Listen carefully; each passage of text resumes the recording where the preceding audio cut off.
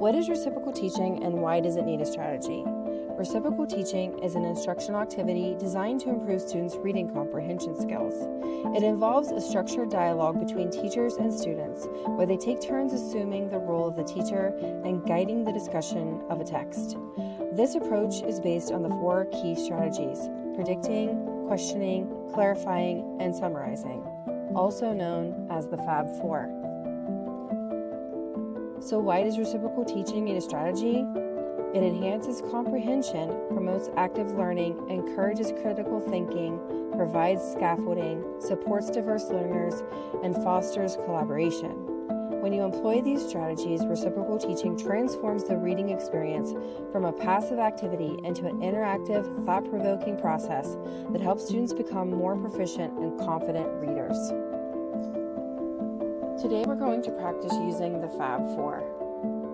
When we're predicting, we're anticipating what will happen next in the text.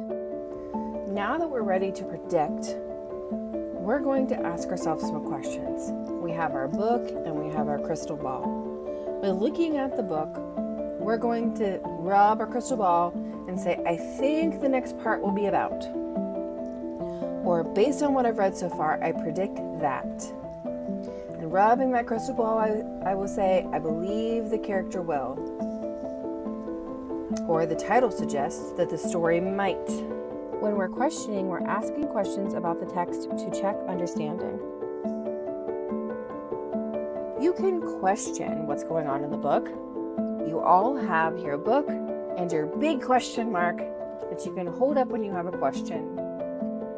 These are just a few examples of questions you could ask. There are so many more. So when you have a question, you hold up your question mark and ask your question. Some example questions might be, why did the character decide to? Or what does the author mean when they say? Or how does this part connect to? And what might happen if? When we're clarifying, we're discussing confusing parts to ensure everyone understands. Everybody take out your magnifying glass and hold it up so that I can see it. When you are clarifying, you are taking another look and making sure that you have the correct answer. You want clarity. You want to know what you're reading.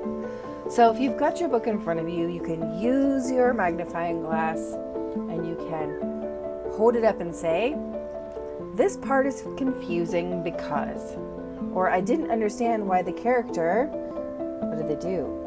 What does the author mean by? Clarifying allows you to ask questions to help what the text said make more sense. When we're summarizing, we're condensing the main ideas of the text into a summary. When you're working on the summary, you're going to have your lasso ready. Does everybody have their lasso? We're going to lasso all of the main ideas. Are you ready?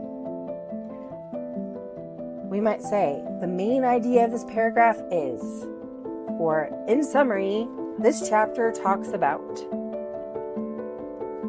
Or the key points from the section are, to sum up, the character's actions led to. Or the author is trying to tell us that.